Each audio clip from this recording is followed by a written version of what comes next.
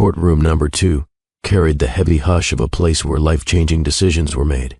Reporters lined the gallery, with cameras poised, waiting for the final chapter of a billionaire's marriage to close. Juliet sat at the defense table, her bracelet trembling slightly each time she exhaled.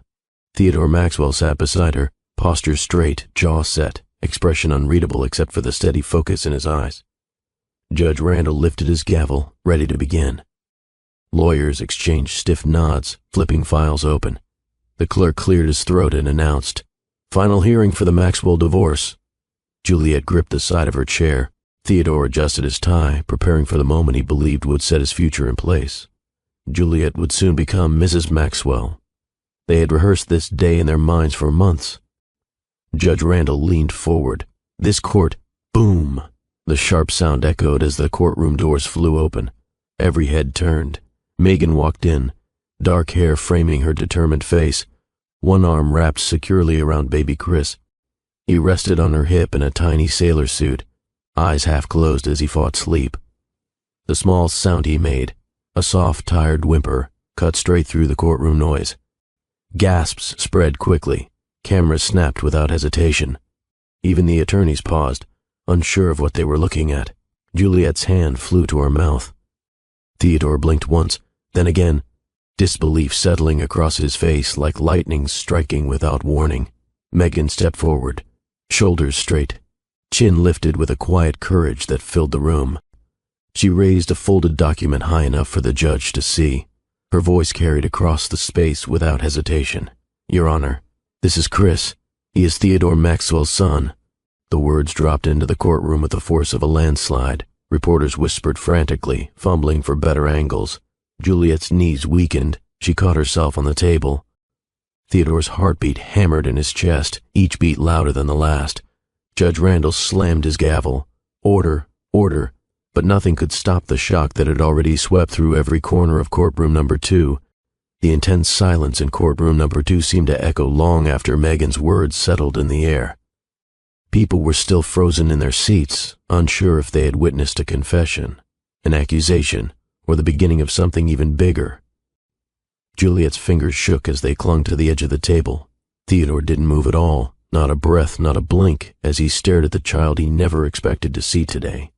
But before the judge could speak again, before the reporters could regain composure, before Juliet's trembling whisper could find sound. Welcome back to Mr. Graham Stories, where life's most powerful lessons come wrapped in unforgettable tales. If you're new to this family, thank you for joining us. Please hit the subscribe button because it helps us share stories like this across YouTube. Now, let's talk about what just happened, because moments like these don't simply enter a courtroom, they enter the heart. Have you ever tried to move on from someone, only for the past to walk in holding everything you've been avoiding? Have you ever thought you were finally starting a new life, only for reality to land in your lap like a ticking time bomb? Have you ever kept something to yourself to protect your heart, only to watch that silence cost you more than you ever planned to lose? Secrets, choices, mistakes, they don't disappear just because we hide them. Eventually they knock on the door, sometimes holding a child. The tension inside courtroom number 2 returned like a rising tide, slow, heavy, impossible to ignore. Judge Randall adjusted his glasses, eyes narrowing as he studied the young woman holding a baby who looked far too calm for the weight of the moment.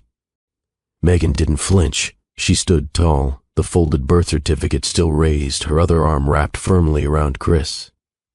The little sailor suit he wore seemed almost symbolic, innocent, clean, untouched by the chaos surrounding him. His tiny fingers held the edge of Megan's dress, unaware that hundreds of eyes were glued to him. Judge Randall cleared his throat, cutting through the murmurs. "Ms. Richardson," he said slowly, "you are making a very serious claim." Megan nodded once. "I know, Your Honor." The judge shifted his attention to Theodore. The billionaire CEO who commanded boardrooms, signed global contracts, and moved markets, now looked like a man stripped of every shield he owned. "Mr. Maxwell," Judge Randall said, voice firm but measured, "is this child yours?" A ripple of voices broke out across the gallery. Reporters leaned forward as though gravity itself had tilted them closer. Juliet's breath hitched so sharply she had to grip the table to stay upright. Megan stepped closer to the witness stand, her heels tapping softly against the polished floor. She placed Chris gently on the table where everyone, the judge, the attorneys, Juliet, and finally Theodore, could see him clearly. Chris blinked sleepily, rubbed his eyes, and then looked straight at Theodore. The resemblance was undeniable. The same gentle frown when concentrating. The same way of tilting his head when curious. Theodore's hand trembled as he reached out. He hesitated, not because he doubted, but because touching this child meant acknowledging everything he had avoided for nearly 2 years. Slowly, he lifted Chris into his arms. The baby settled against him without fear, tiny fingers curling into the fabric of Theodore's suit, his son. Juliet covered her mouth, a choked sound slipping out. She swayed and caught the bench for support as flashing lights burst from reporters scrambling for photos. Theodore swallowed hard. His voice, usually steady and authoritative, came out shaped by emotion he couldn't hide. Yes, his breath caught. "He's my son," gasps, shouts. It was the moment everything broke and everything began. In that single moment, this billionaire CEO didn't just lose a fiancé, he gained a truth that would change every heartbeat of his future. This wasn't just a courtroom shock. It was a reckoning, the kind that reshapes lives, rewrites destinies, and forces every person involved to confront who they truly are. The courtroom trembled with noise. Reporters yelling questions, camera shutters flashing, Juliet sobbing into trembling hands, and attorneys scrambling to regain order. Through it all, Theodore held Chris against his chest, his eyes wide with shock, guilt, and something deeper he couldn't name. Judge Randall hammered the gavel again and again, but nothing could quiet what had already erupted. The truth was out. Lives had shifted. Futures had collided. Before we continue, please like this video so YouTube shows it to more people. It truly helps this channel grow.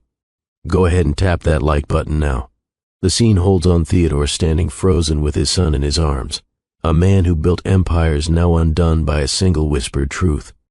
Now, stay with me, because what you're about to witness is more than a courtroom interruption. It's a turning point, a moment where truth, heartbreak, and unexpected family collide in a way no one in that room was prepared for. And trust me, what happens after this moment? That's where the real story begins, because from this point on, nothing in Theodore Maxwell's life would ever return to the way it was before. Courtroom number 2 had never held its breath the way it did after Megan stepped through those double doors. The polished floor caught the light as she crossed the threshold, baby Chris resting on her hip, his small sailor suit softening the edge of a moment that was anything but gentle. Reporters jerked upright, hands flying to their cameras as if instinct alone told them history was being made right in front of them. Judge Randall froze mid-sentence, eyes narrowing in confusion as Megan moved farther into the room. Juliet's bracelet slid halfway down her wrist from how violently her hand trembled. She looked from Megan to Theodore, her face draining of every shade of confidence she walked into the courthouse with. Theodore himself couldn't move.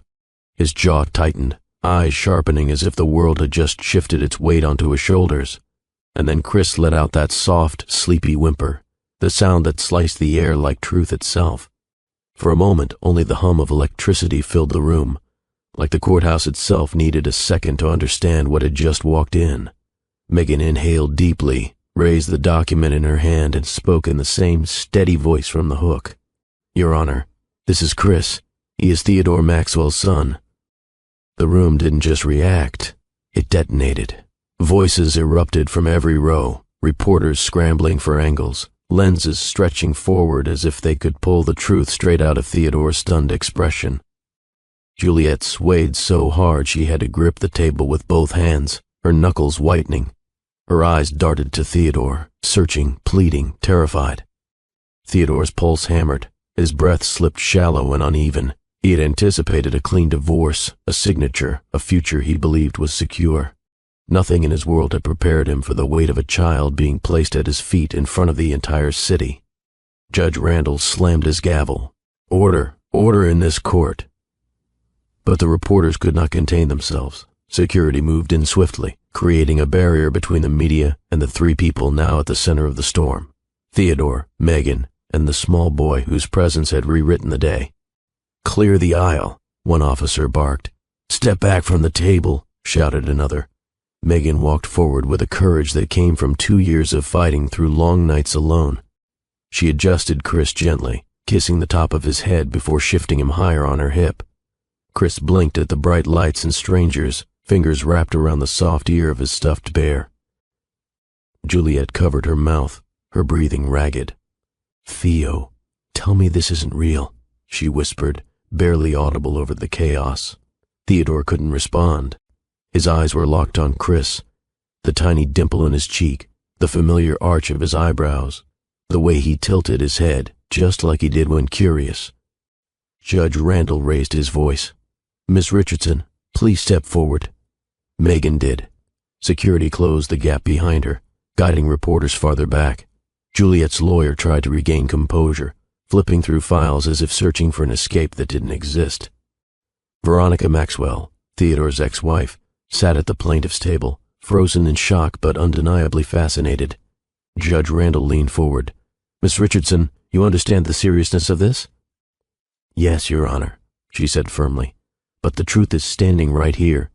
Chris looked at the judge, then at Theodore again, his lips forming a tiny "da," before fading into a soft babble. It was too much for Juliet. "No." She choked, stumbling backward. "No, Theo, you promised me. You told me there were no secrets left between us." "Juliet, I didn't know," Theodore said, voice raw, the first full sentence he had managed since Megan walked in. "You didn't know?" Juliet repeated, her voice cracking as she turned away. "You didn't know you had a child?" Her knees buckled. A nearby bailiff rushed to steady her before she collapsed to the floor. She pressed both hands to her face, tears spilling through her fingers. Theodore took a step toward her, but Judge Randall stopped him sharply. "Mr. Maxwell, stay where you are." The courtroom grew quiet again, tension thick enough to press on every chest. Judge Randall exhaled slowly, weighing each word. "Given the unexpected nature of this development, this court cannot proceed with the divorce until we verify all claims." He glanced at Theodore. "This matter is far from simple." Reporters scribbled notes so quickly their pens squeaked. Megan shifted her weight, patting Chris's back as he curled his fingers into her dress. Theodore's eyes flickered. Guilt, shock, something like awe, but he couldn't look away from the child. "Ms. Richardson," Judge Randall said, "you will remain available for questioning. Mr. Maxwell, you will provide immediate documentation requested by this court." "Yes, Your Honor," Theodore murmured, still unable to break his gaze away from Chris. Security began escorting the public out of the room, controlling the flood of noise that threatened to overtake the proceedings. As the crowd thinned, Theodore stepped forward hesitantly. "Megan." His voice cracked just around the edges. "Let me see him." Her expression softened only slightly. She shifted Chris toward Theodore, giving him room to move closer. He reached out, fingers trembling, as if afraid touching the boy would make the moment too real. Chris stretched a hand toward him, curious, trusting, and touched the lapel of Theodore's suit. Theodore inhaled sharply, overwhelmed by a connection he could neither deny nor articulate. Juliet, watching from the corner with tear-filled eyes, whispered a single broken question. "How long? If you're watching this unfold, and your heart is already racing, don't forget to like this video. It helps our channel grow and brings more stories like this to the world. Now let's continue." Theodore held onto the table for balance, staring at the child who mirrored pieces of him he never knew he had left in the world. The judge's decision echoed in the silent courtroom. "This hearing is adjourned," and with a final bang of the gavel, their lives spun into a direction none of them had imagined. The hallway outside courtroom number 2 buzzed with tension so sharp it felt like it clung to the walls. Reporters stood behind a line of security officers, still trying to snap photos through the glass as the crowd spilled into the corridor. Even the normally calm courthouse staff looked unsettled, whispering to each other as they passed. Juliet stumbled into the hallway with one hand clutching the wall for balance. Her pale silk dress looked too delicate for the storm tearing through her chest. Her makeup, flawless an hour ago, now streaked faintly beneath her eyes. She struggled to breathe evenly. Each breath came out shallow, uneven. Theodore, she managed, voice trembling. Theodore followed slowly behind her, still caught in the shock of holding Chris moments earlier. His steps were hesitant, almost reluctant, as if each one brought him closer to a truth he wasn't ready to face. "Juliet, please," he said softly, reaching out a hand. She jerked her arm away. "Don't touch me," her voice cracked. "Not after what I just saw." Her back hit the wall as she pressed herself against it, clutching her chest like she needed something to keep her upright. She stared at him with a mixture of disbelief, betrayal, and pain that made the hallway feel colder. "You told me," she whispered, voice tightening. "You told me you had no secrets left. You told me we were starting clean." "I didn't know," Theodore insisted, taking one step closer. "Juliet, I swear to you." "You didn't know?" she repeated, laughter bubbling out in a broken, disbelieving sound. "You didn't know you had a child?" Theodore flinched. He opened his mouth to speak, but nothing came out. How could he explain something he barely understood himself? Juliet pressed her palms to her face, sliding down the wall until she landed on the bench nearby. Her shoulders shook with quiet sobs. People passing by slowed to watch, but were ushered away by security. The courthouse was used to emotional moments, but nothing like the reveal of a billionaire's hidden child. Megan stood a short distance away, rocking Chris gently as he slept on her shoulder, unaware of the chaos. She watched Juliet with a mixture of sympathy and resolve. She hadn't come here to destroy a woman's life, but she couldn't deny the truth her son deserved. Theodore looked between Megan and Juliet, torn by the weight of everything collapsing at once. Juliet wiped her tears, swallowing hard before speaking again. "So while I was planning our wedding, while I was choosing flowers and venues, you had a child out there? A whole child, Theodore?" "It wasn't like that," he said weakly. "Then tell me," she demanded, eyes burning. "What was it like?" Before he could answer, Judge Randall's assistant stepped into the hallway. "Miss Richardson," he called, glancing toward Megan. "The judge would like to speak with you privately." Megan nodded, shifting Chris in her arms as she stepped toward the assistant. But Juliet snapped her gaze toward her, something fierce and desperate flashing behind her eyes. "You," Juliet said, voice trembling but sharp. "You destroyed my engagement." Megan held her ground, adjusting Chris to rest more comfortably against her. Her voice stayed calm. "I didn't come here to ruin your life. I came here because my son deserves his father. That's all." Juliet's gaze faltered. Her anger didn't disappear, but grief took its place. "You blindsided me," Juliet whispered. "You blindsided both of us." Megan looked down at Chris for a moment, brushing a curl from his forehead. "I've been raising him alone," she said quietly. "I didn't want to walk in here. I had to." Theodore lowered his head, guilt settling heavily in his shoulders. He couldn't hide the truth any longer. He had spent 2 years convincing himself that the night with Megan had been a moment swept away by circumstances, something he could bury. But watching Juliet crumble in front of him now, watching Megan cradle the child who carried his smile, he realized how deeply his silence had hurt everyone involved. The assistant gestured again. "Miss Richardson, the judge is waiting." Megan followed him toward a small consultation room near the chambers. It was quiet inside, dimmer than the bright courtroom, offering a strange calm after the explosion of drama. Judge Randall stood near the table, glasses in hand. His expression was stern but not unkind. "Miss Richardson," he began, "I need to understand clearly what led you to bring this matter forward today." Megan shifted Chris carefully so he remained nestled on her shoulder. "I didn't want it to come to this," she said truthfully, "but his divorce was happening, and my son, he deserves to know who his father is. I couldn't let today pass without speaking up." "And Mr. Maxwell," the judge asked, "did he know about the child at the time of birth?" Megan shook her head. "He didn't answer my call the day I found out. After that, he never reached out." Judge Randall's jaw tightened slightly, but he nodded. "Do you have documentation?" Megan handed him the birth certificate, along with medical records and photos she had carried with her. The judge reviewed them with slow, meticulous focus. "These records are legitimate," he murmured, setting them carefully on the table. "This is not a matter that can be dismissed." Megan said nothing, only held her sleeping son close. The judge studied her for another long moment. "You've carried a lot alone," he said quietly, "but it ends today. The court will require Mr. Maxwell to participate fully in establishing legal responsibility." Megan exhaled, not relief exactly, but the feeling of a weight shifting. Something long overdue had finally begun. Outside the consultation room, Theodore stood in the hallway, still leaning against the wall as Juliet sat collapsed on the bench, her hands shaking. He heard footsteps approaching and straightened. Megan emerged, her face steady but tired. She didn't look at Juliet, she looked at Theodore. He swallowed hard, eyes flicking to Chris. What did the judge say? Theodore asked.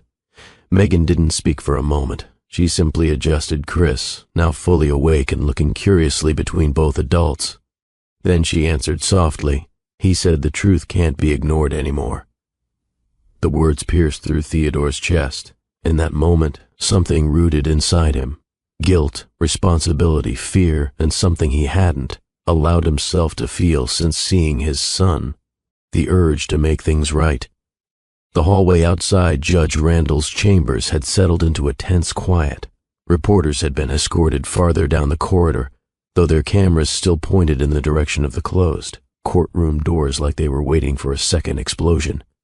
Security officers stood in place, arms folded, watching every movement with the focus of men who had seen enough chaos for one morning. Theodore remained where he was, leaning lightly against the wall, looking like a man caught between two worlds. His engagement had crumbled only minutes ago, yet he couldn't tear his eyes away from Chris, who now clung sleepily to Megan's shoulder after waking from his nap in the judge's consultation room.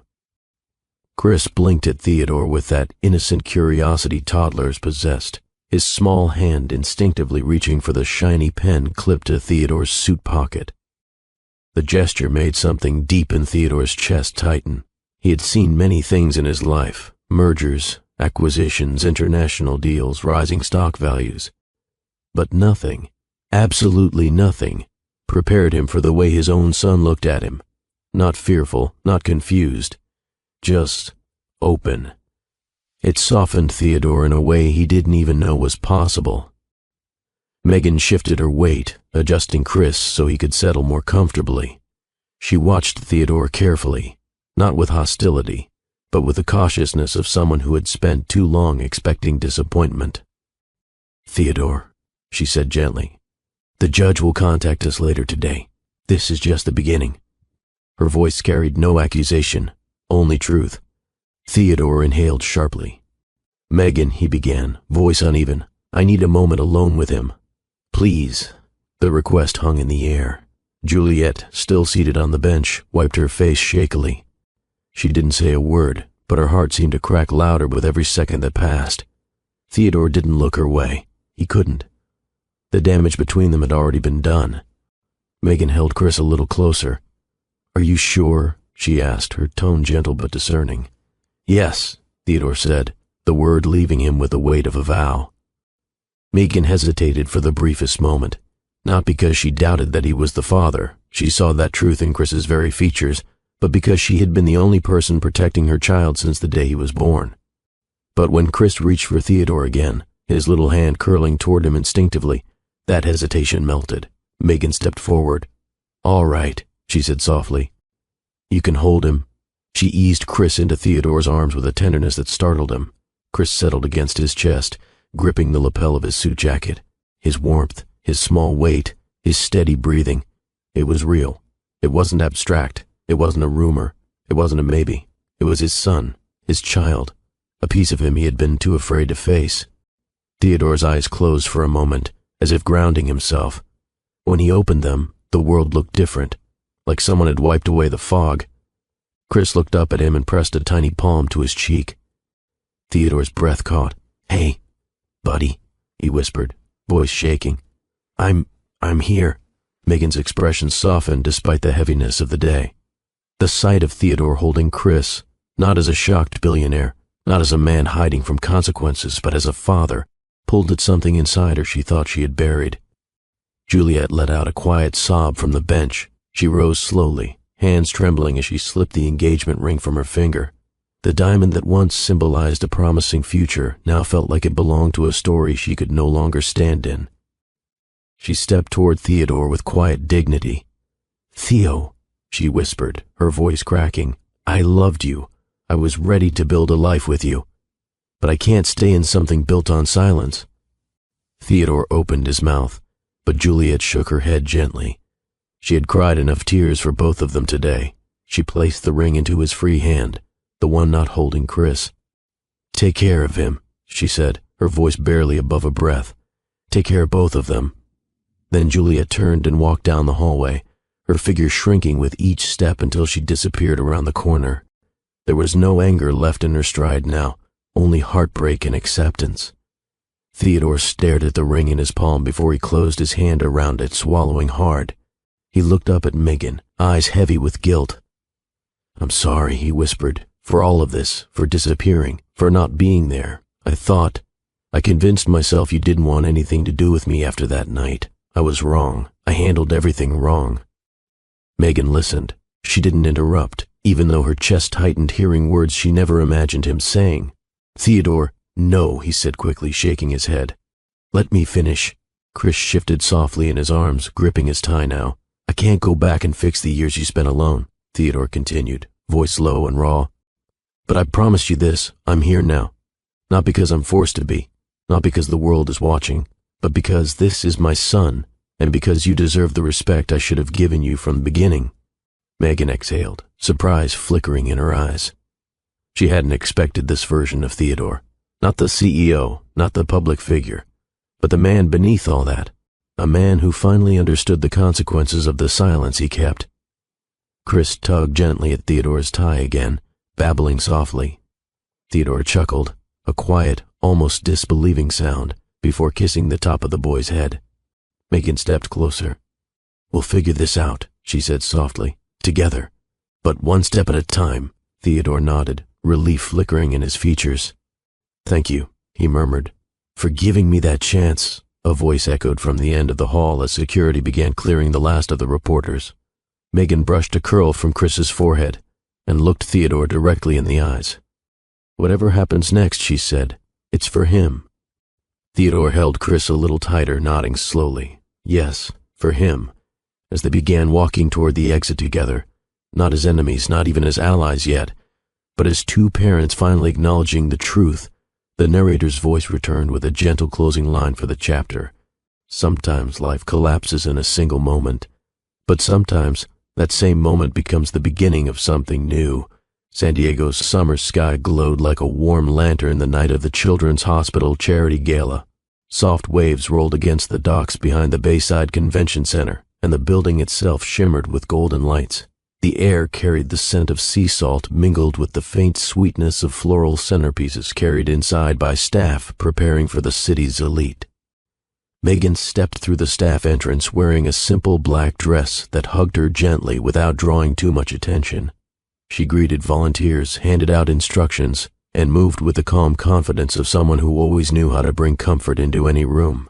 Her badge read Community Health Educator, but everyone jokingly called her the heart of the gala because she always made sure the pediatric patients felt special.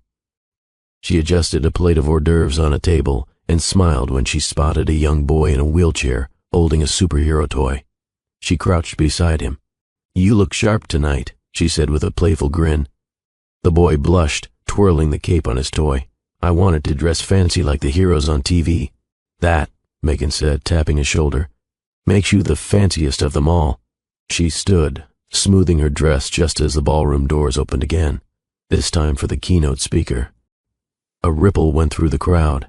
Theodore Maxwell, arriving late from a flight, entered the ballroom in a crisp black tuxedo, giving the room a composed smile. He carried the effortless presence of a man used to commanding attention, but tonight he appeared softer, warmer, almost relieved to be somewhere that didn't demand profit margins or board meetings. Their eyes met for a single passing moment, a glance Megan dismissed as accidental. She returned her attention to the tray in her hands. The host introduced Theodore, who stepped onto the stage with confidence. His voice carried clearly as he spoke about the importance of community support for children's health programs. "Success isn't measured by what we take," he said, hands resting lightly on the podium, "but by what we give, especially to children who deserve every chance at life." The applause washed through the room like a wave. Megan clapped, watching him with mild curiosity. He wasn't the arrogant tech billionaire the news often portrayed. Not tonight. After his speech, the donors mingled freely. Megan guided guests, offered small bites of food, and directed families to the children's corner. She overheard snippets of polite conversation, investments, travel plans, charity expansions, but none of it distracted her from her mission of making the night smooth for the families attending. Then a small girl tugged on a sleeve, not Megan's, but Theodore's. "Hi," the girl said shyly, holding up a crayon drawing of a butterfly. "I made this for you." Theodore crouched, accepting the picture as gently as if it were glass. "This is beautiful," he said warmly. "Thank you." He kissed the child's forehead, and the girl giggled before running back to her parents. Megan watched from across the room, surprised at how natural he seemed. For a moment she forgot the spreadsheet version of the man she'd imagined from headlines. She was wiping a table when Theodore approached. "Excuse me," he said, that same easy smile on his face. "I don't think I got your name earlier." Megan turned, still holding a toothpick skewered with melon and prosciutto. "It's Megan," she replied. "And thank you for the smile. Your speech was lovely." "The pleasure's mine," he said, lifting the morsel from her tray. "I usually just write checks, not walk around stealing snacks from the staff." She laughed. "We allow it if you're charming enough." "Oh?" he asked, raising an eyebrow. "And am I?" "Not yet," she teased. "But you're getting there." They talked like they had known each other for years. It wasn't forced. It wasn't awkward. It was natural, the kind of connection that didn't happen every day. They shared bits of themselves easily. Megan spoke of growing up with a big church family in San Diego, Sunday dinners, choir practice, her grandmother's famous sweet potato pie. She spoke of wanting to help kids for as long as she could remember. Theodore talked about always moving because of his parents' business, how he never felt settled anywhere, and how he often felt detached from the warmth of community events like this one. "You seem pretty warm now," Megan said softly. He shrugged, smiling. Good company helps. Later that evening, under the glow of string lights on the terrace, they found themselves standing beside each other again. Jazz music floated through the open doors, and the city skyline glittered across the bay. Megan nearly tripped on the hem of her dress, but Theodore caught her elbow quickly. "I got you," he whispered. She laughed, brushing hair behind her ear. "And here I thought I was coordinated. Coordination is overrated," he said. "Moments like these, worth the stumble." Their chemistry simmered in the space between them, unspoken but unmistakable. After the gala, Theodore invited her to join him for a short yacht cruise. At first she hesitated, but the night air, the quiet waves, and the way he looked at her dissolved her doubts. She agreed. The yacht glided across the smooth water, city lights dancing on the waves. Theodore handed her a blanket and poured champagne into 2 plastic flutes. Humble, soft, unexpected. They clinked cups and laughed at how fancy they looked sipping champagne out of plastic. "I could get used to this," Megan said. "To what?" he asked. "A world that feels this easy." He didn't respond with words, just leaned in. Their kiss was slow, hesitant at first, then fuller, deeper. A warmth spread through her chest, joy mixed with something she had spent years protecting. Hope. Later, in his penthouse overlooking downtown San Diego, the night unfolded with a tenderness that surprised them both.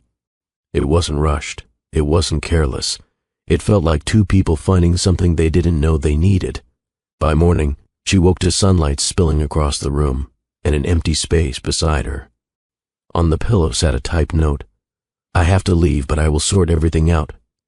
Megan held the note, feeling the shift in her heart like the end of a song she wasn't ready to stop listening to. She didn't know it then, but the moment she stepped out of that penthouse, everything in her life had already changed. The morning after the gala felt nothing like the night before. The sun filtered through Megan's apartment windows with a gentle glow, but inside her chest an uneasy stillness lingered. She held the note Theodore left on his pillow, the typed words staring back at her like a promise missing its ending. "I have to leave, but I will sort everything out." She kept rereading it, hoping it would somehow make sense on the 10th read if it didn't on the first 9. But the sentence never changed. It was too vague, too open-ended, too unfinished. Her hands trembled slightly as she folded it carefully and placed it inside her dresser drawer. She wanted to believe him. She wanted to believe the night they shared wasn't just a fleeting moment in his world, but the day unfolded with no calls, no texts, no updates, silence. She tried to focus on work, talking to parents at the clinic, soothing anxious toddlers, organizing checkup forms, but her mind wandered back to the feel of his hands on her waist, the way he laughed on the yacht, the sincerity in his voice when he spoke about giving back. She wondered if he was thinking about her too, or if last night had already slipped through the cracks of his busy life. 2 days later, a late afternoon appointment changed everything. Her doctor, Dr. Langford, walked in with a kind smile and a clipboard tucked under her arm. "Megan," she said warmly, "thanks for waiting. I have your results."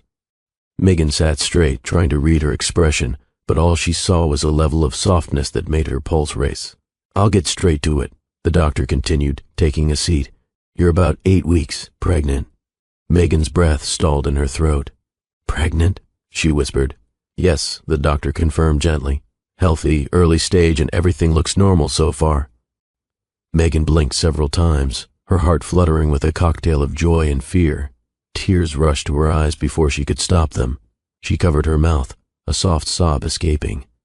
This wasn't bad news. It was just overwhelming. She imagined Theodore's smile. She imagined her grandmother's voice saying every child was a blessing. She imagined a tiny heartbeat growing inside her. The doctor offered a tissue. "I'll give you a moment." When the room finally felt steady again, Megan lifted her phone with shaky fingers. If Theodore meant anything he said that night, if the warmth she saw in him was real, he needed to know. She stepped outside the clinic, sitting on a bench near the parking lot where the late sun painted the pavement gold. Her hands trembled as she dialed the only number she had for him, his direct work line. She had memorized it after receiving confirmation for the gala shift. The phone rang twice, then a familiar voice answered, crisp and professional. Theodore Maxwell speaking. Just hearing him made her chest tighten. "Hello, Theodore," she said softly. There was a brief pause, not of confusion, but recognition. "Megan? Yes, it's me." He cleared his throat, tone softening. How are you?" Megan closed her eyes, steadying her breath. I need to tell you something important. Silence. Not the warm kind. The kind that built walls." She swallowed hard. "I'm pregnant." The words lingered between them, suspended in the air like something fragile and life-changing. Theodore didn't respond. She waited, thinking maybe the connection had dropped. "Theodore," she said quietly. His breath came through the line, shaky, unsteady. "This can't be," he said, voice low. "It is," she whispered. "I wouldn't lie about this." Another long silence stretched out. She imagined him standing somewhere in a sleek office, staring out giant windows, trying to process what she'd just told him. She imagined how his world must have tilted, how he wasn't the kind of man used to surprises that didn't come with headlines or profits. "Are you sure?" he finally asked, the question barely threaded together. Her eyes burned. "I heard the heartbeat today." She expected something, fear, anger, confusion, but what she heard was something colder. I don't know how to handle this. Megan, I have a lot going on. My family, my company, this isn't good timing." A tear slipped down her cheek. "It's never perfect timing," she whispered, voice cracking. "But this is real." He didn't respond. Megan clutched the phone tighter. "Theodore," she said, trying to steady her voice. "I trusted you. I opened my heart to you. And now our baby deserves the truth." He exhaled sharply, a sound full of panic and uncertainty. "Megan, I can't do this right now," he said. "I need to think. I need time." "Time," she repeated, breath trembling. "Theodore, please don't disappear. Not from this." But just as she finished her sentence, the line went silent. She stared at her phone. The call had ended. He hung up. She whispered, disbelief choking the words. She pressed her hands to her face, tears spilling freely. The joy she'd felt minutes earlier dissolved under a crushing weight of loneliness. She sat on that bench until the sun dipped below the horizon. Cars came and went. People called out to each other, but she couldn't move. Everything around her blurred. Eventually she stood on shaky legs, walked to her car, and sat in the driver's seat for several minutes, staring at the empty passenger seat. "I'll do this," she whispered to herself, wiping her tears. "I'll do this on my own if I have to." Her voice grew stronger with each breath. "For my baby." As she drove home that night, streetlights stretched across her windshield like a quiet promise. She had been alone before, and survived. But this time, she carried something worth fighting for. The night felt long, but her resolve grew roots. She would not let silence be the thing her child inherited. The weeks that followed felt like a new storm Megan had to guide herself through, quiet on the outside, demanding on the inside. After the phone call ended abruptly, she sat for hours replaying every second, wondering if she could have said something differently, something that would have kept him from disconnecting. But no matter how many times she replayed it, the ending was the same. Theodore had vanished, not with cruelty, but fear she had no choice but to stop waiting for. So she built a life around someone who never failed her, the child growing inside her. By her 3rd month, the signs of pregnancy had become gentle reminders of the life she was carrying. Morning nausea became less violent and more predictable. Appetite returned, and her energy shifted. She learned to bring crackers to work just in case her stomach protested during a clinic shift. Dr. Langford checked on her regularly, reassuring her that everything looked healthy. Some evenings, Megan stood in front of her bathroom mirror, hand resting softly on her belly, whispering small promises. "I'm here," she murmured. "You'll never feel alone." She didn't know the gender yet, but she knew the love already forming would be unconditional. Life moved forward. During the day, she continued her job as a pediatric health educator at the community clinic. Her co-workers, people who had seen her work tirelessly for children and their families, cheered her on without needing to know the full story. They didn't ask where the father was. They didn't pry. They simply offered support the way community always had. One morning, Nakia walked into the break room with a bag full of muffins. "You better eat," she said, sliding one across the table. "Doctor's orders." Megan laughed softly. "If I listen to every doctor's order, I'll gain 40 pounds by next week." "You'll gain what you need to gain," Nakia replied, sitting beside her. "Don't make me tell your grandmother." Megan's smile softened at that. Her grandmother had already become her anchor through the pregnancy, always reminding her that blessings didn't need perfect beginnings to be divine. By the time the 2nd trimester rolled in, her grandmother had turned Megan's small apartment into a haven. She brought over tiny socks, handmade blankets, and old family stories that filled their afternoons with laughter. "This child already has a village," her grandmother said one Sunday, spooning greens into a container for Megan to take home. "And a strong mother. Don't you worry about anything else." Those words held her together more than anyone knew. When baby Chris was born, cry strong, eyes wide, a tiny bundle of softness, the world around her felt full again. The delivery was smooth, the nurses kind, and the moment she held him, her chest filled with a love so powerful it erased every lingering shadow. He was everything she needed, everything she prayed for, everything she didn't know she could hold. Megan's mother came every weekend, fussing over folds in Chris's onesies and insisting his hair needed gentle brushing daily even if it was barely growing. "Teach him early," she joked. "A good man stays sharp." Their home became a warm circle of church hymns, baby giggles, and the occasional tired tears that came with sleepless nights. But even on the hardest days, when Chris cried endlessly or refused to nap, Megan knew she wouldn't trade any of it. Still, late at night, when the world around her grew silent and Chris finally drifted to sleep against her, the questions returned. Would he ever ask about his father? Would Theodore ever regret disappearing? Would she ever forgive him? She pushed these thoughts aside, focusing on the joy Chris brought into her world. The tiny hands grasping her thumb, the sweet babbles as he learned new sounds, the way he laughed when she played peekaboo. Her life found a rhythm. Mornings were a beautiful chaos of bottles, blankets, and finding clean shirts after milk spills. Days were filled with work at the clinic, where parents trusted her with concerns and children hugged her for stickers. Evenings belonged to warm baths, bedtime stories, and quiet prayers whispered into Chris's curls. "Guide me," she prayed. "Help me do right by him." It wasn't perfect. Nothing ever is. But it was full of love, as Chris grew from a newborn to a baby who could sit upright, then crawl, then toddle uncertainly toward her arms.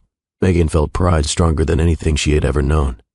He called her Mama one evening while she fed him mashed sweet potatoes, and her heart nearly burst. Her grandmother clapped her hands with joy. "Look at him go, talking already." Megan laughed, wiping her eyes secretly. "He's my genius." Work remained steady. Parents trusted her even more because she now understood motherhood not just from textbooks, but from experience. She found joy in helping families navigate the same challenges she once feared. But every so often, someone at the clinic or grocery store or church picnic would ask, "Is Chris's father in the picture?" And Megan would offer the same simple answer, "It's just us," until one afternoon at the clinic, when the guard, Mr. Daniels, paused while checking the news ticker on his phone. "Ms. Richardson," he said slowly, "did you hear? They just announced Theodore Maxwell's divorce hearing, the final one. It's scheduled for next week." Megan froze. Her heart didn't break. It didn't tremble. It simply paused, like someone pressed a button on her chest. "Already?" she asked. "Just popped up on the news," he replied. "Big story." She nodded, forcing a smile before heading to her car with Chris tucked against her hip. Once she buckled him into his car seat, she sat behind the wheel for a long moment, gripping the steering wheel as Chris babbled softly in the back. Theodore's world was moving forward, rapidly. Hers had moved too, just in a different direction. She didn't know what she expected from hearing the news. But something inside her shifted. That evening, she called Lisa. "You going to the courthouse?" Lisa asked gently. Megan stared at the soft rise and fall of Chris's chest as he slept across her lap. "I think I have to," she whispered. "Then I'm behind you," Lisa said. "Whatever happens, you won't walk in there alone." As the sun set over San Diego, painting the sky with tints of orange and deep blue, Megan made her decision. The truth had lived quietly long enough. It was time to bring it into the light. If this journey is already touching your heart, don't forget to like this video so YouTube shares it with more people. Your support helps keep these stories alive. The courthouse steps were still buzzing as people poured out into the bright San Diego afternoon, whispering about the moment the entire courtroom had exploded with truth. Reporters rushed toward the exits, microphones held high, calling Theodore's name, trying to catch a glimpse of the baby now tied to one of the city's most powerful families. Megan had stepped aside with Chris, holding him tight against her shoulder so he could rest without the noise overwhelming him. Her heart was still beating, too fast, but she kept her shoulders straight. She hadn't come to break chaos loose, she came for the truth. And now that it was out, the world felt strangely heavier and lighter all at once. Theodore finally emerged from the courthouse doors, not as the polished billionaire who'd walked in that morning, but as a man stripped down to raw shock. His tie hung unevenly where someone had pulled at it during the chaos. His hair was slightly out of place. His steps weren't confident. They were cautious, like someone learning how to walk on unfamiliar terrain. His eyes searched until they landed on Megan. Their gazes held. Not like two people who once shared a night of warmth, not like two strangers crossing paths, but like two people standing at the crossroads of a truth they could no longer outrun. He approached slowly. Chris shifted in Megan's arms, lifting his head in a sleepy wobble. When he saw Theodore, something sparked. His small hand lifted, reaching, familiar, instinctive. Theodore froze. The gesture wasn't forced. It wasn't uncertain. It was the kind of reach a child gave to someone who felt safe, even if they didn't know why. Megan adjusted her grip carefully. Chris leaned toward Theodore again. You want me to take him?" Theodore asked, voice quiet, almost hesitant. Megan didn't answer immediately. The memory of that phone call, the silence, the disconnection, flashed through her. She inhaled slowly. "Do you think you're ready?" she asked, her tone steady, not cold. He swallowed. "I don't know, but I want to try." It wasn't a perfect apology. It wasn't smooth or eloquent, but it was honest, and honesty mattered more now than anything else. She nodded once and shifted Chris into his arms. Theodore held the baby awkwardly at first, one hand too high, the other too low. Megan instinctively reached out and adjusted his arm. "Support him here," she said gently. He followed her guidance. When he settled Chris properly, the toddler nestled against his chest with a soft sigh. Theodore's breath caught. Chris's small hand gripped the fabric of his shirt, holding on like he'd known him his whole life. Theodore's voice wavered. I don't know what to say."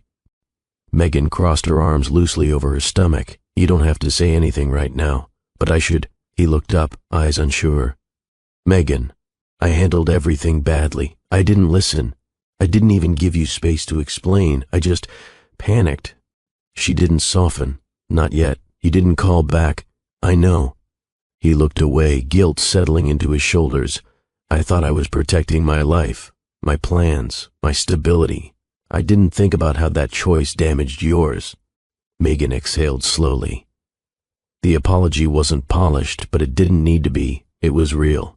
"Chris didn't ask for any of this," she said quietly. "He deserves both parents, not a father who runs when things get hard." Theodore's face tightened. "I'm not running anymore." She studied him, the sincerity in his voice, the fear, the hope. "We'll see," she said simply. He nodded as if he expected nothing more. Chris shifted again, pulling gently at Theodore's tie. A tiny giggle escaped him, the first sound since waking, and Theodore let out a shaky laugh. "He likes me," Theodore whispered. "He doesn't know the past," Megan replied softly. "Children give people chances faster than adults do." The words hit him deeply. "I want to earn those chances," he said. She didn't reply, but she didn't turn away either. For a long moment, they stood there, the three of them, suspended between what had been and what could still be. Then a reporter shouted, "Mr. Maxwell, is that your son? Will this affect your company?" Security moved toward them quickly. Megan tensed, pulling her purse closer. "They're going to swarm you. You should go. With you," he said instinctively. She blinked. "What? I want to talk more. Away from here. Maybe walk to the fountain?" Megan hesitated. She could feel the old warmth she once knew stirring under the surface, but also the guarded caution she'd built over 2 years of silence. She lifted her chin. 5 minutes. That's it. Theodore nodded, relief flickering in his eyes.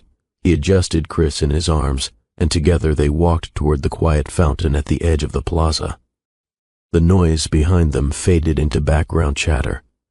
Once they reached the calmer space, Theodore turned to her. "What happens now?" he asked. Megan folded her arms again. "I don't know, but whatever happens, it has to be real. No disappearing, no excuses." He swallowed hard. "I understand."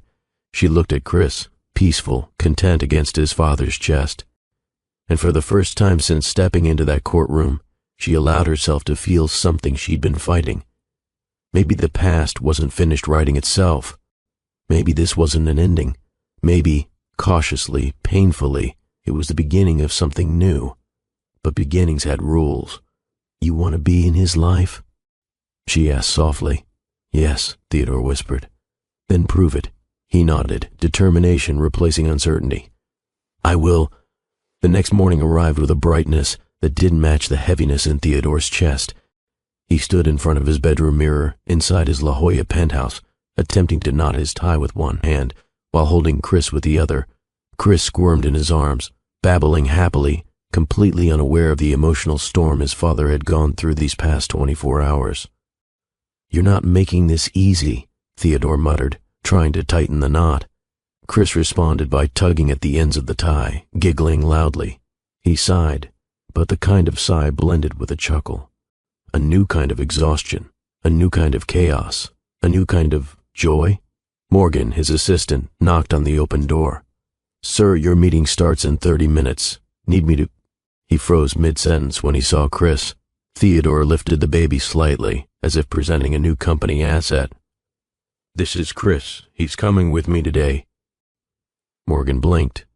"To Maxwell Industries?" "Yes," Theodore replied, adjusting Chris on his hip. "Cancel my morning driver. I'll take the SUV. And bring an extra bag. Diapers, bottles, snacks, whatever babies need." Morgan nodded, still stunned. Right away, as Theodore carried Chris through the penthouse, Juliet's absence hung in the background like a quiet reminder, a life path that had closed in one swift moment. But he refused to dwell on it. He had a child now, a responsibility he could touch, hold, and finally acknowledge. He placed Chris gently into the car seat, tightening the straps the way Megan showed him. Chris kicked his feet, humming nonsense sounds while clutching a soft toy. "You ready?" Theodore asked. Chris squealed. "That's a yes." The drive from La Jolla to downtown San Diego had never felt longer. Theodore kept checking the rearview mirror, making sure Chris was still breathing, still strapped in correctly, still comfortable. Every small noise made him tense. Is he coughing? Is that coughing or laughing? or choking," Theodore muttered, pulling over once just to check. Chris was fine, smiling proudly at the soft toy in his hand. "Okay," Theodore exhaled. "I'm learning." When they finally arrived at Maxwell Industries, the front desk security guard nearly dropped his clipboard.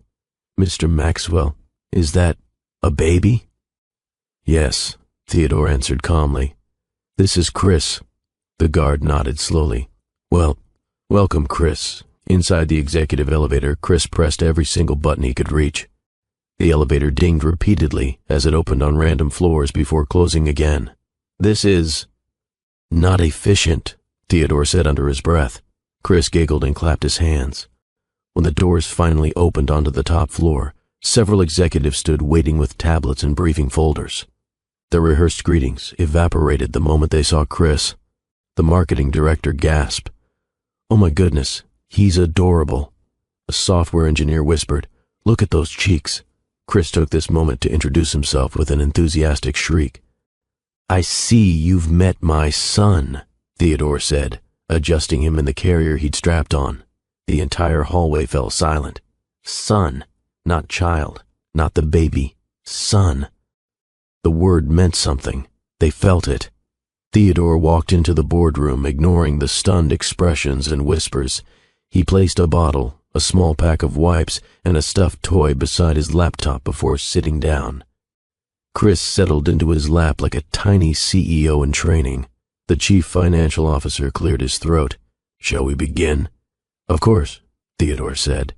He opened his presentation, or tried to.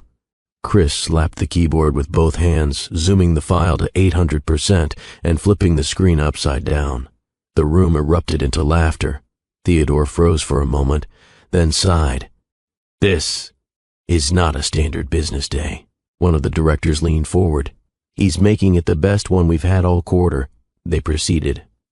Chris crawled from lap to lap, babbling and tugging on neckties. When he reached the accountant, he tapped the calculator repeatedly, causing endless beeping sounds. "Looks like he's approving our budget increase," the accountant joked.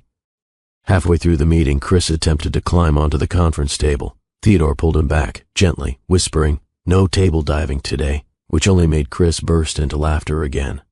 But something happened in that room, something subtle.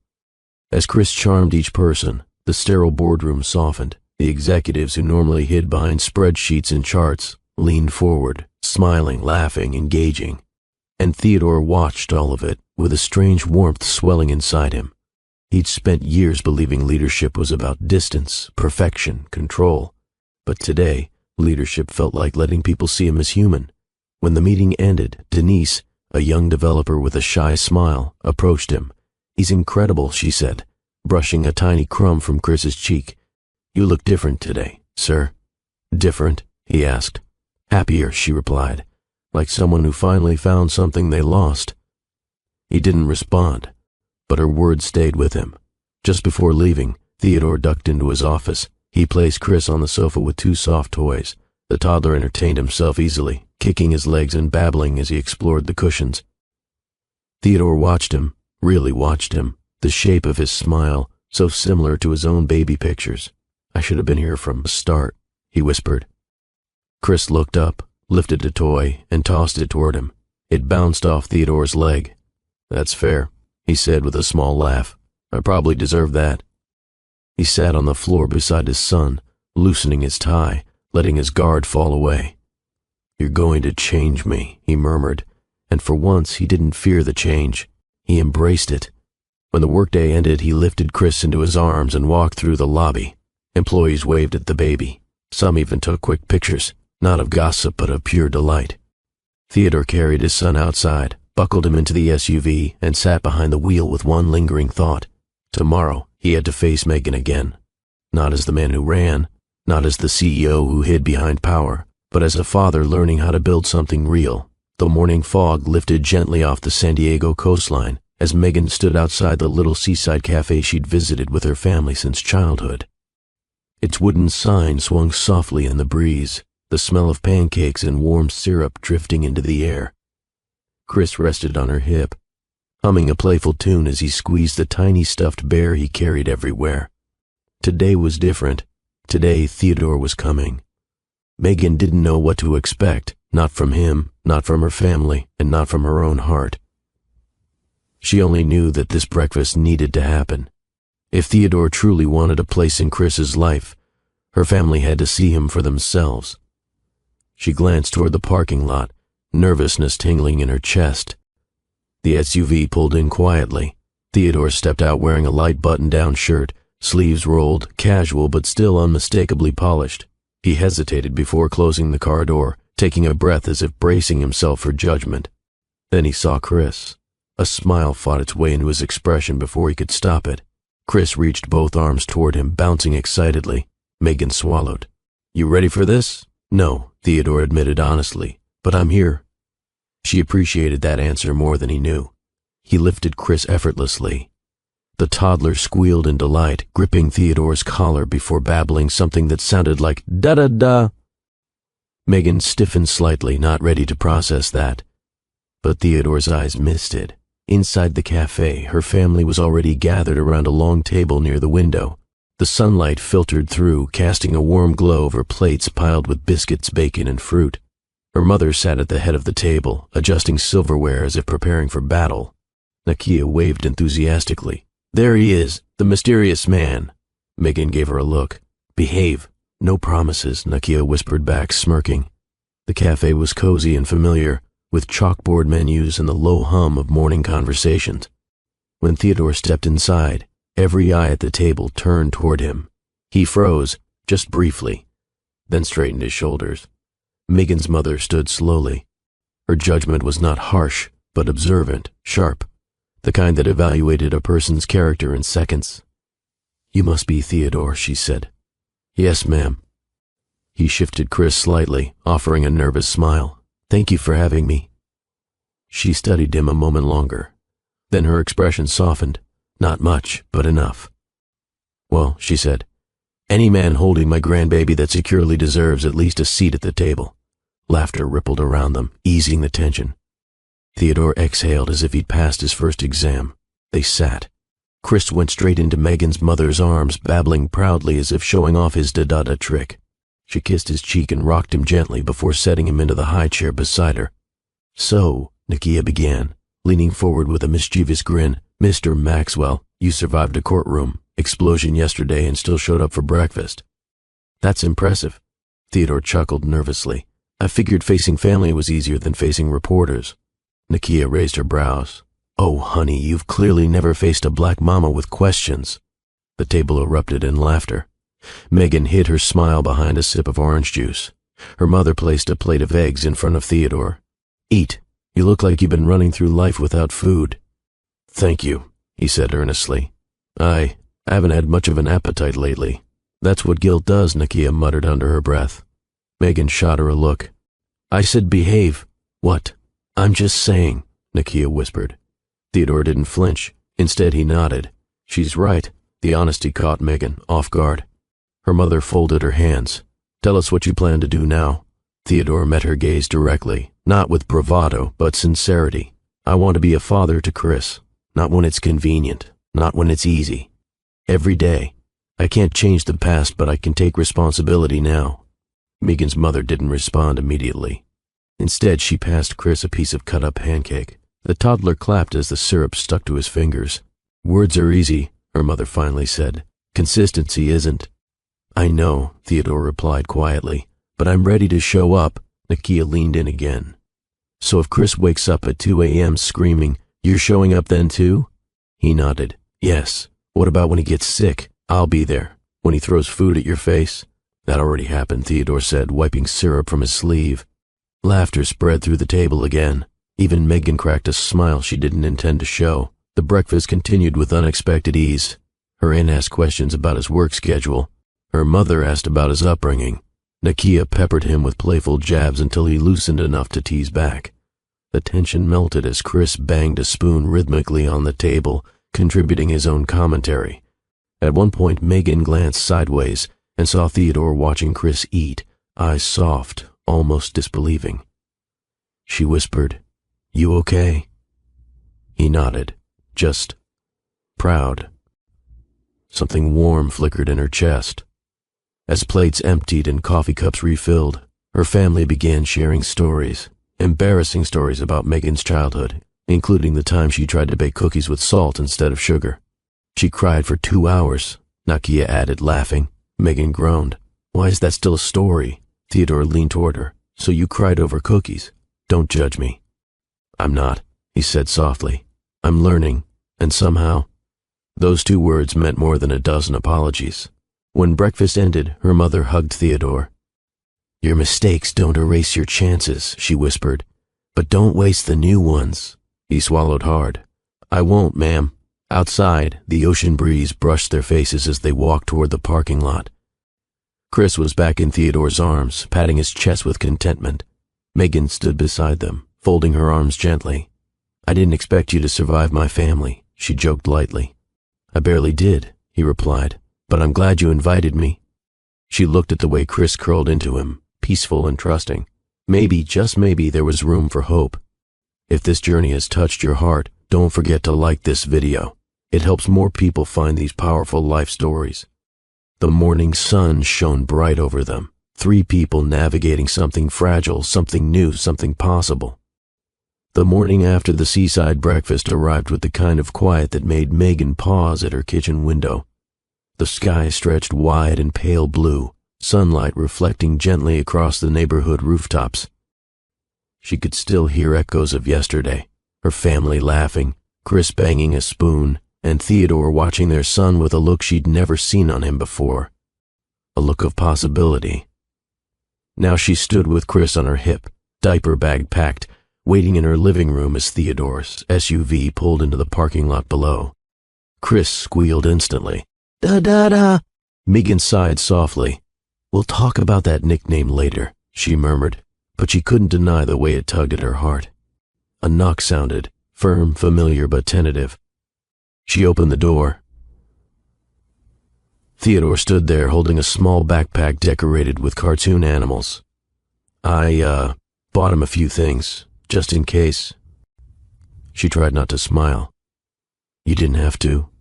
Yes, I did, he said quietly. I'm learning. The sincerity in his voice caught her off guard.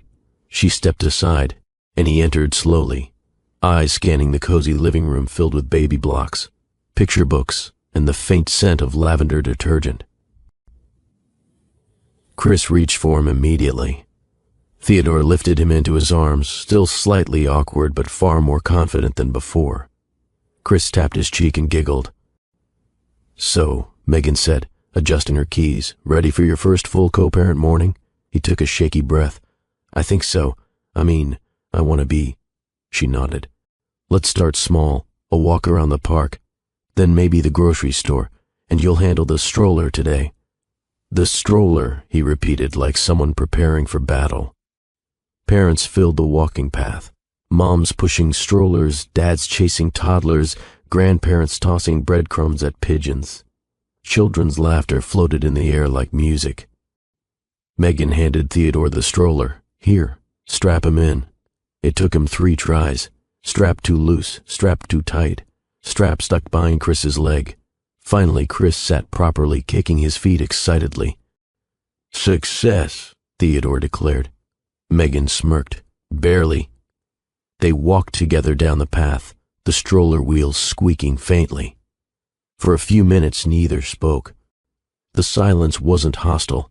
It felt like 2 people cautiously stepping into a shared rhythm. Chris babbled constantly, pointing at ducks, leaves, and people jogging past. You know, Theodore said softly, I used to walk through life like everything was a race. Everything had to be done fast, efficient, perfect. Megan nodded but kept her eyes forward. But this, he gestured to the stroller, slows me down. In a good way. I didn't realize how much I needed that. She felt a small tug in her chest. Co-parenting isn't about perfection, it's about presence. He looked at her. I want to be present. Every day. Megan didn't offer reassurance. She wanted to believe him, but belief takes time. Instead, she said, then keep showing up. I will, he answered quietly. The automatic doors slid open, greeting them with cold air and faint music. Megan grabbed a basket while Theodore lifted Chris into the child seat of the cart, Is he supposed to sit this much? Theodore asked. He'll survive 20 minutes, she replied, handing Chris a teething toy to keep him busy. At first, everything went well. Theodore pushed the cart carefully. Megan grabbed fruits and breakfast items. Then Chris spotted apples. Bright, red, stackable. He wanted them.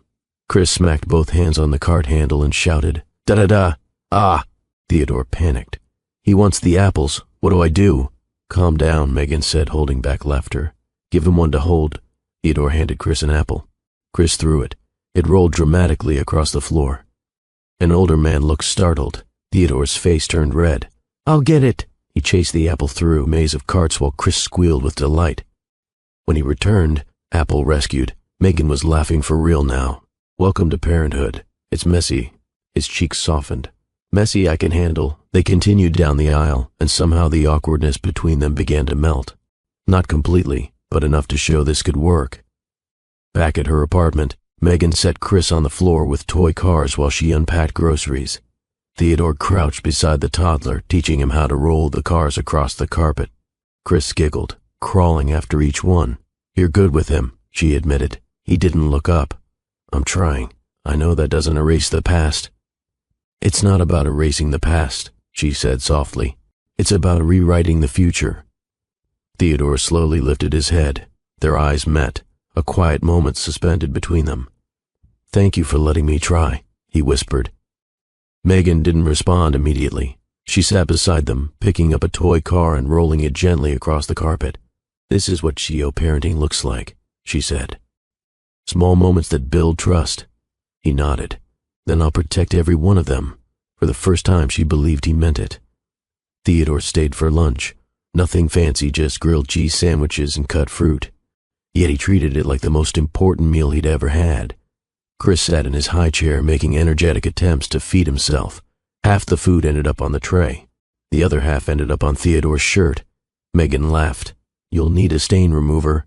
Theodore looked down at the smear of mashed banana. Consider it a badge of honor. It was such a normal moment, so ordinary, so human. When they finished, Theodore helped clean dishes, drying plates while Megan washed. Their arms brushed a few times, soft, unplanned, sending tiny ripples that neither acknowledged aloud. But they felt it, both of them. When it was time for him to leave, Chris clung to Theodore's shirt, refusing to let go. I'll be back, buddy, he whispered, pressing a gentle kiss to his head. I promise. He handed Chris to Megan but lingered at the door. This was a good day, he said softly. A real day. She nodded. Yes. It was. I want more days like this, he added, voice awkward but honest. For him, and maybe for us. Megan inhaled slowly.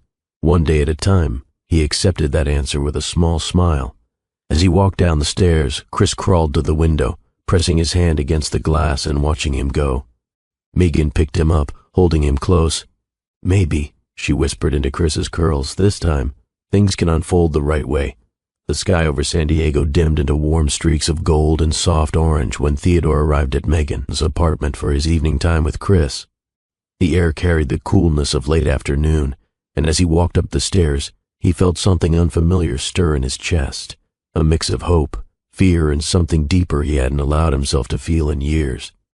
He paused outside her door. They had spent the past week learning to co-parent, walks, meals, short visits, carefully building a new rhythm. But tonight was different. Tonight wasn't just about routines or schedules. Tonight was about truth. He knocked gently. Megan opened the door wearing a soft beige sweater, her curls loosely tucked behind her ears. Chris toddled around her legs, squealing when he recognized his father. Theodore automatically bent down, catching the toddler as he ran into his arms. Hey, little man, he murmured, pressing a small kiss to Chris's cheek. Chris giggled and buried his face into Theodore's shoulder. Megan watched him quietly. Something in the way she watched him, not cold, not angry, not confused, but quietly studying, told Theodore that she was preparing for a conversation they could no longer avoid. Come in, she said softly. The living room lights glowed warmly, and the air smelled faintly of cinnamon from the candle on the table. Toys were scattered neatly across the carpet, and Chris's favorite car lay near the sofa. Theodore set Chris down, and the toddler immediately grabbed the toy car and zoomed it across the floor with excited babbles. The adults sat opposite each other, a few feet apart, but feeling like a world of unspoken words sat between them. Megan folded her hands. "We need to talk, Theodore." "I know," he replied, voice low. For a brief moment, neither spoke. Chris filled the silence with joyful squeals, crashing his toy into a stack of blocks. Both parents watched him, gathering their breath. Finally, Megan looked up. Her voice was calm but steady. "Why did you disappear?" "After the gala, after that night, after I called." He swallowed hard.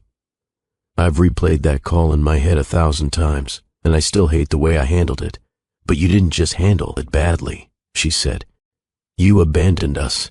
The words stung, not cruelly but truthfully. He leaned forward. "I was scared." "Of what?" she asked, her brow tightening. "Me?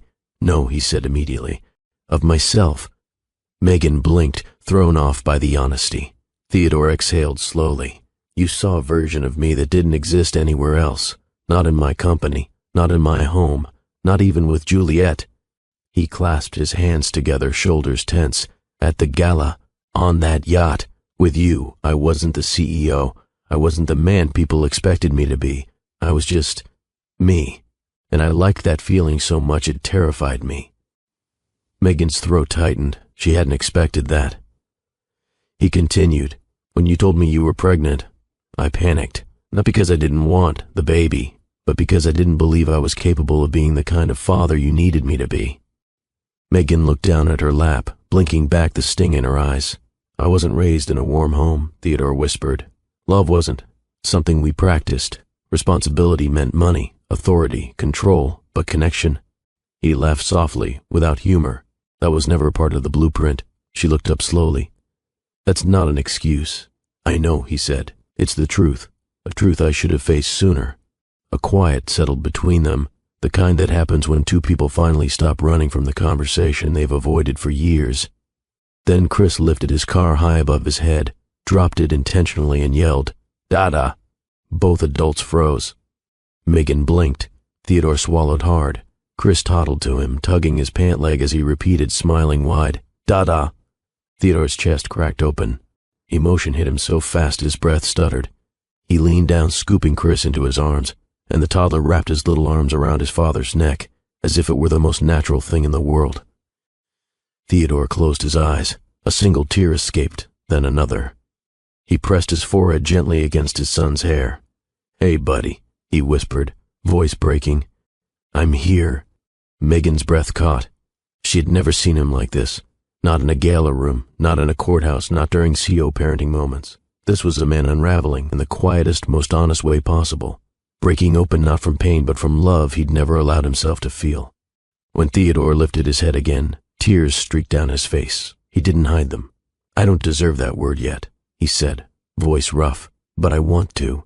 I want to earn it. Every day." Megan's heart twisted. Part of her wanted to protect herself. Part of her wanted to stay guarded.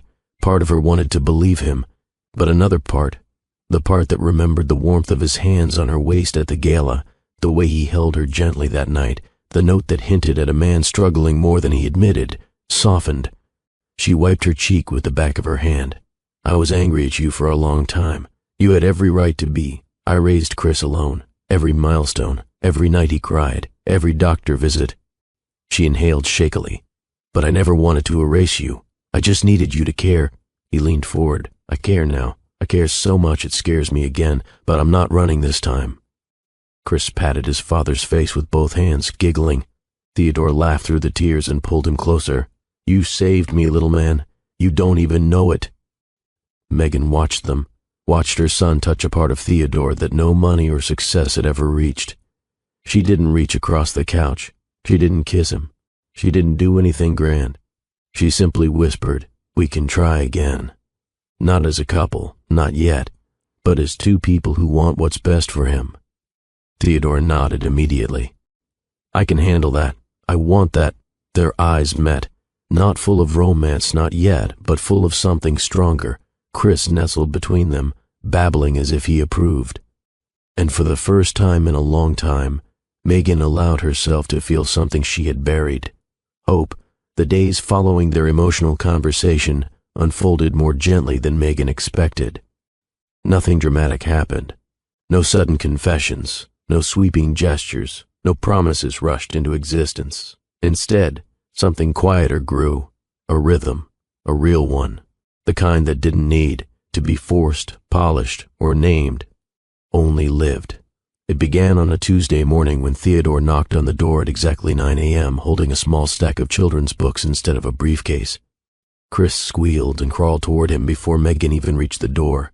"You brought books?" she asked. He nodded, slightly bashful. "I thought we could start a morning routine, story time before his nap." She blinked, pleasantly surprised. "That's thoughtful." "I'm learning," he said softly. Those 3 words had become a quiet refrain in his days now. Not an excuse, a truth. They sat on the living room floor.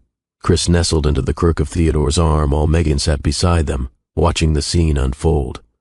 Theodore opened a picture book and began to read. His deep voice softened into something warm, relaxed, steady. Chris listened, truly listened, his tiny fingers tracing the illustrations while his father narrated. After a few minutes, Chris leaned his head against Theodore's chest. Megan swallowed gently. There was nothing more tender than watching a man become a father in real time. When the story ended, Theodore closed the book and whispered, "That was good, right?" as if the toddler might give him a full review. Chris clapped twice. "That's a yes," Megan said, smiling. She didn't notice Theodore watching her out of the corner of his eye, watching the way her smile softened her whole face, the way her shoulders relaxed around him now. Not fully open, but no longer closed. By Thursday, they took Chris to the beach. Barefoot in the sand, Chris stomped with the determination of a tiny explorer. The water lapped gently near the shore, and the sun warmed their skin. Theodore followed behind, arms outstretched like a safety net. "Slow down, buddy," he laughed. "You're not surfing yet." Megan watched them from a few steps away, letting the ocean breeze wrap around her. She hadn't realized how heavy the past 2 years had been until she saw moments like this. Chris with both parents, not in conflict but in harmony. She crouched down to help Chris build the sand castle. Theodore knelt beside them, patting the sand awkwardly. "You're doing it wrong," she teased. "There's a wrong way to pat sand." "Yes," she deadpanned. "You're doing it." He chuckled, shaking his head. "Then teach me." She took his hand, gently, guiding it over the mound of sand. Their fingers brushed, lingering just long enough for both of them to feel it. Her hand slipped away first. Neither spoke about it. They didn't need to. Chris suddenly squealed, pointing up at a seagull. "Da!" Theodore's heart melted instantly. "Yes, that's a bird, not quite da-da, but I'll take it." This laughter, shared effort, imperfect parenting felt real. Not a fantasy, not a forced family picture, a beginning. Friday night came with an invitation Megan didn't expect to give or feel ready for. "Do you want to stay for dinner?" she asked, voice softer than she intended. Theodore blinked. "Are you sure?" Her eyes flickered to Chris, who banged a spoon against his high chair tray. "He seems to want you here." "I want to be here too," he said quietly, so he stayed.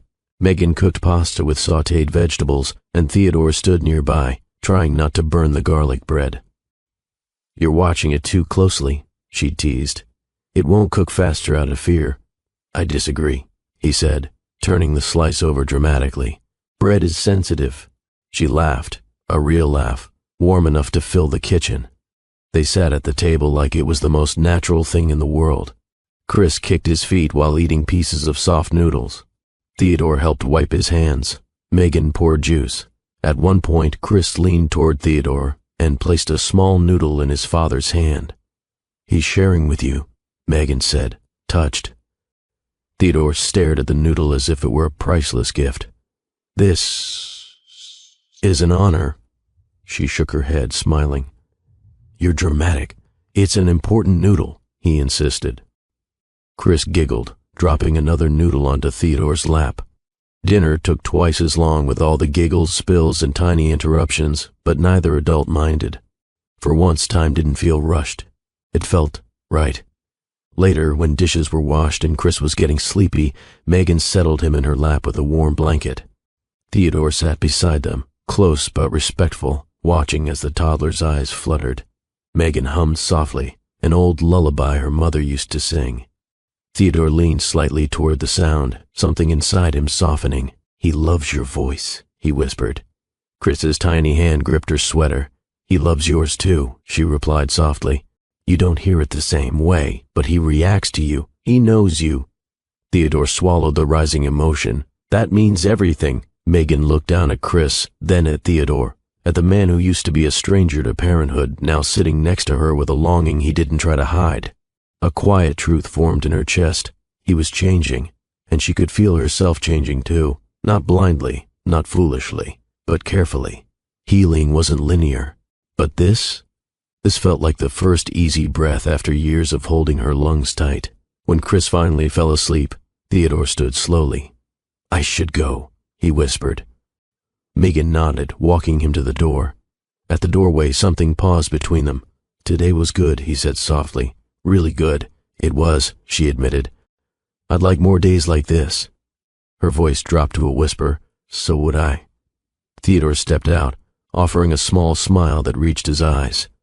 "Good night, Megan." "Good night, Theodore." The door closed gently. Megan leaned her back against it, exhaling a breath she didn't realize she'd been holding, a breath full of relief, hesitation, warmth, and something she refused to name just yet. But she felt it. A new rhythm, a new joy, a new possibility. If this chapter has touched your heart, please like this video. Your support helps this channel keep bringing powerful stories to life. The San Diego coastline stretched wide and peaceful, the late afternoon sun dipping toward the horizon.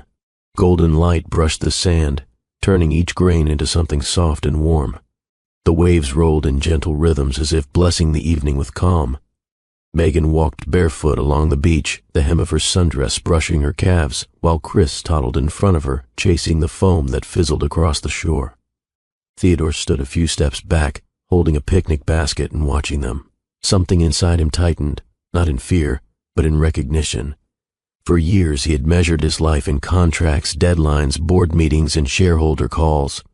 But now, watching Chris splash water onto his own legs and squeal, then run straight back to Megan for balance, he understood. Something he never had before. This was what a life should feel like. "Careful, little man." Megan laughed as Chris stumbled back toward her. She scooped him up, kissing his cheek. The light wind tugged at her curls, and she tucked a strand behind her ear. Theodore took the last few steps toward them, smiling as Chris reached both arms out. "Dada," Chris chirped, grabbing the collar of Theodore's shirt. Megan looked between them, warmth filling her eyes. "He doesn't hesitate anymore," she said softly. "No," Theodore whispered, lifting Chris. "I won't ever give him a reason to—" They spread out the soft blanket Theodore brought, navy blue with white stripes, right near the waterline but far enough to stay dry. The sunset cast streaks of pink and amber across the sky. As they sat, the world felt hushed, like time was holding its breath. Theodore unpacked the basket, setting out fruit, sandwiches, and a small carton of chocolate milk for Chris. The little boy crawled onto the blanket, giggling as he reached for the strawberries first. Megan watched the scene play out, heart swelling at how natural this felt, the three of them together. "You've gotten really good at this picnic thing," she teased. Theodore laughed under his breath. "I've been practicing. I wanted today to be right." She tilted her head. "Why today?" He didn't answer immediately. Instead, he reached out and brushed a crumb off Chris's chin. Then he looked at her with a gaze packed with meaning. Not guilt, not hesitation, not fear, just clarity. "Because," he began slowly, "we've spent weeks learning each other again, not as strangers, not as people with a painful past, but as a family stepping forward one honest day at a time." Megan swallowed, her throat tightening unexpectedly. "Theodore," he shook his head gently. "Let me say this." She nodded. "I spent so long being terrified of failing you, failing him, failing myself. I hid behind work because I didn't know how to hold something fragile without breaking it. But you—" His voice softened. "You taught me what actually matters. You showed me a love that didn't come from luxury or status or expectations. A love that was real, the kind that doesn't disappear just because life gets complicated." Chris crawled into his lap, gripping a small seashell. Theodore picked it up and handed it to Megan. He found this earlier, Theodore said. I kept it because it reminded me of us, something shaped high pressure but still beautiful. Megan held the shell in her palm, tracing its ridges. You always knew how to say things that went straight to the heart. He let out a small, nervous laugh, a rare vulnerability from a man who once ruled rooms with confidence. I'm trying to say everything the right way, because you deserve that. The waves hushed again, rolling closer. Then Theodore shifted Chris gently onto the blanket and reached into the picnic basket. When his hand emerged, he wasn't holding food. He was holding a small wooden box.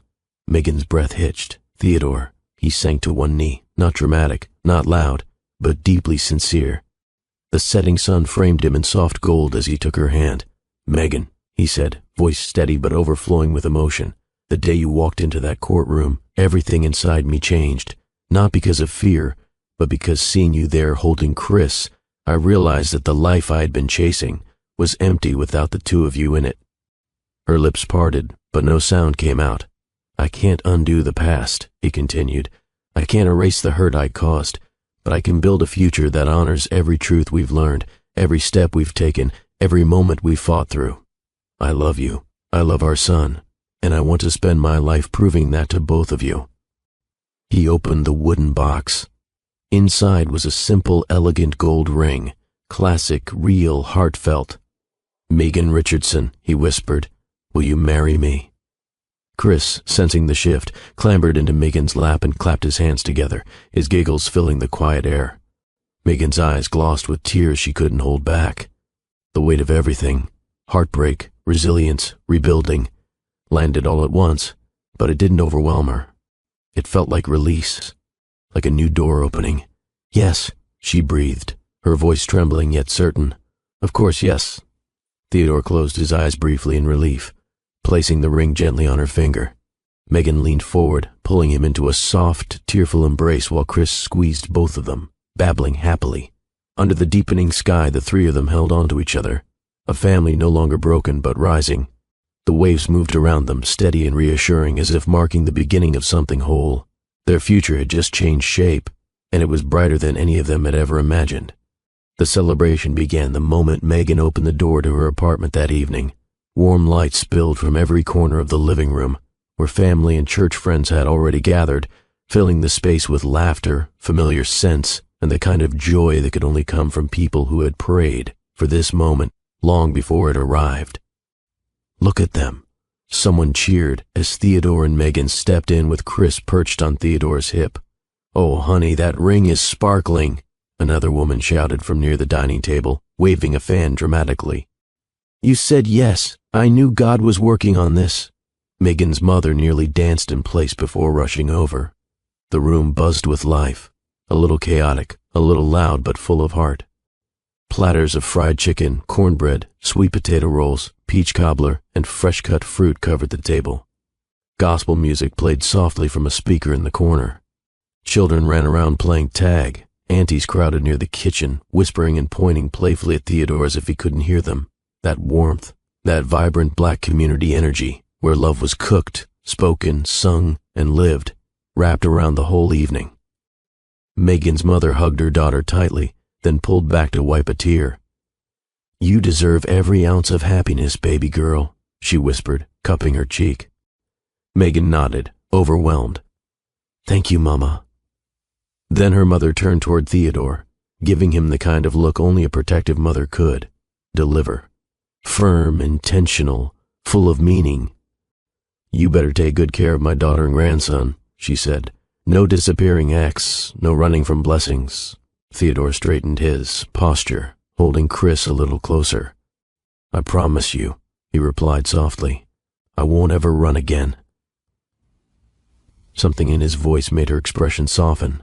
She reached out and patted his arm. Good. Now come get some food before the kids finish everything. Laughter rippled around them again. An hour into the celebration, the room was a swirl of conversation. Plates clinked, music played, and people moved from group to group sharing stories. Theodore, usually reserved at social gatherings, found himself at ease. Each time someone asked him a question about Chris or Megan, he answered with a smile that came from a real place, not corporate training, not charm, but genuine warmth. Someone passed Chris a small toy hammer from the play bin. The little boy held it up proudly and tapped it gently against the coffee table. Everyone chuckled. But when Megan's mother stood to make a toast holding her sparkling cider glass high, Chris saw his moment. She popped the cork of the cider bottle, a soft pop, and Chris, with perfect comedic timing, smacked his plastic hammer on the table to imitate the sound. Pop! The whole room jumped, then erupted into laughter. "The baby said he's part of the celebration too," one of the aunties shouted, wiping tears from her eyes. Even Theodore doubled over, holding his stomach, trying not to spill the sweet tea he was drinking. "He's got timing," he gasped. Megan scooped Chris into her arms. "Lord, this child," she said through laughter. Chris beamed, unaware of the chaos he caused, but thrilled at the applause that followed. When everyone settled, Megan's mother lifted her glass again. "To truth," she said. "To second chances," the room echoed. "And to love that grows stronger when it's given the space to heal," she finished. People clinked glasses. Theodore reached over and gently squeezed Megan's hand. They shared a look, quiet and full of gratitude. Later, after plates were cleared, children were dozing on pillows, and the crowd had thinned. Megan and Theodore stepped outside for air. The night breeze carried traces of ocean salt and the faint hum of the city settling down. They stood on the small balcony, lights from other apartment windows twinkling around them.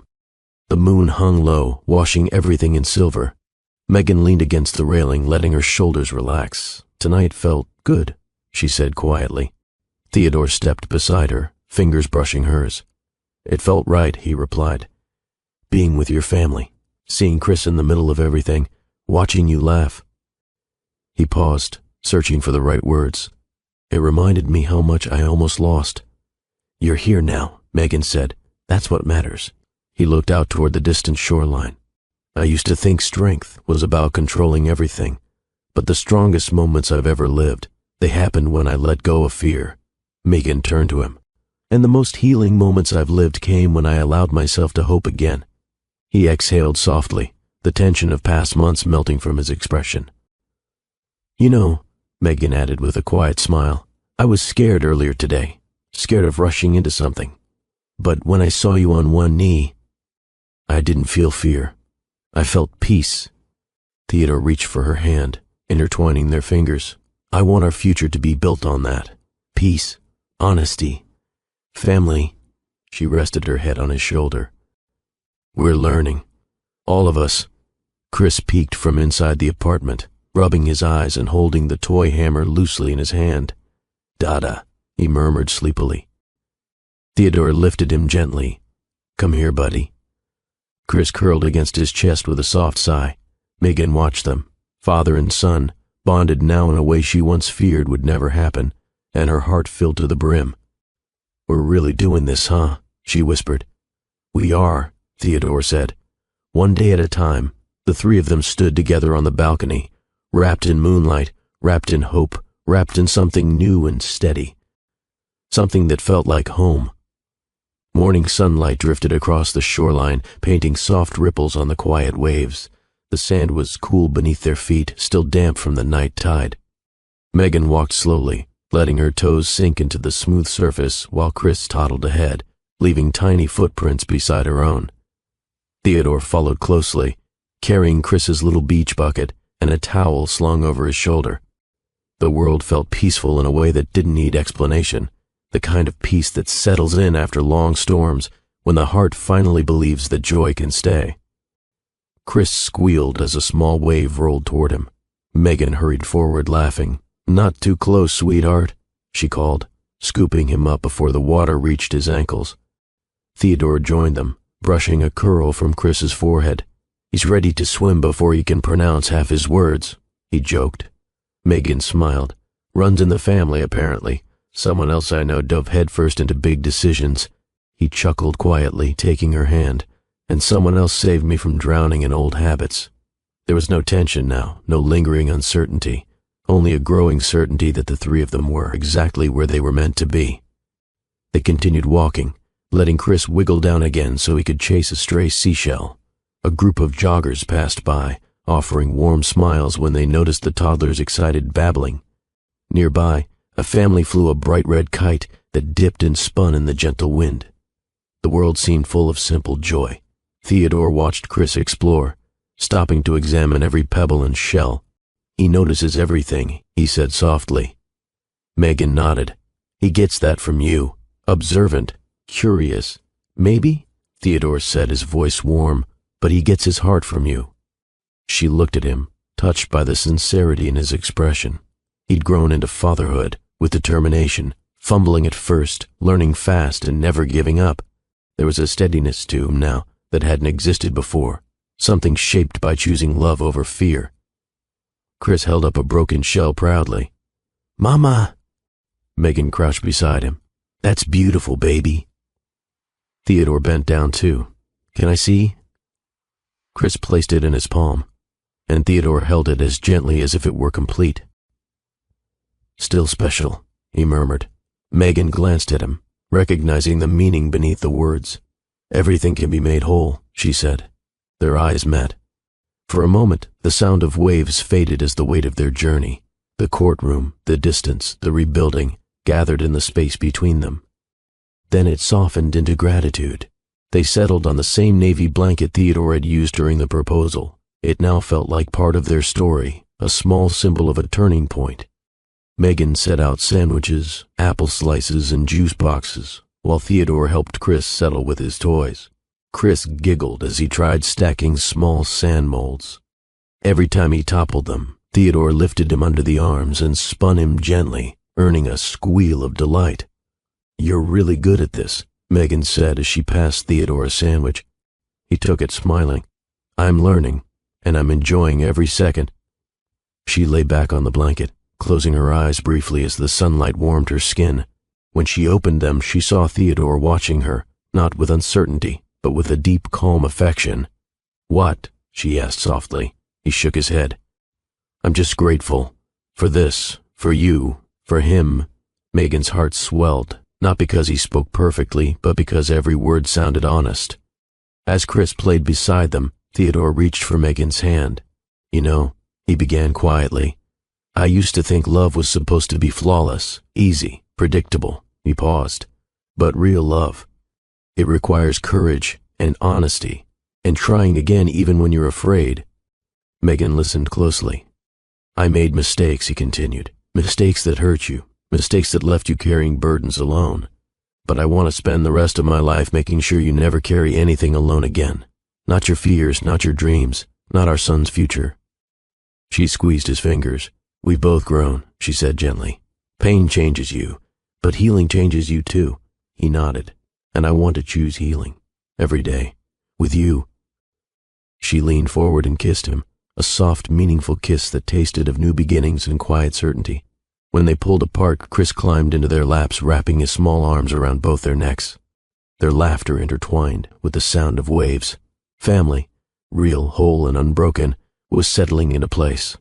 They stayed on the beach until the sun began to tip westward. The breeze cooled, and families started packing up. But Megan, Theodore, and Chris remained, savoring every last drop of the peaceful afternoon. As they finally stood to leave, the narrator's voice rose gently. Life has a way of teaching us that truth may shake everything we've built, but it can also rebuild what was meant to last. Megan found courage in honesty. Theodore found strength in vulnerability, and together they discovered that family is not just formed by blood, but by choosing each other through every season. The camera follows the three of them walking toward the boardwalk. Chris held high on Theodore's shoulders, Megan beside them, fingers interlocked with a man she once feared she'd lost forever. Their laughter carries with the wind. Their footprints trail behind them on the sand. Their future stretches wide and bright. If this journey moved you, please like this video, comment your favorite moment, and subscribe to Mr. Graham Stories. Your support helps us share more powerful stories just like this. Sometimes love doesn't return in a straight line, but it returns exactly when the heart is ready to receive it.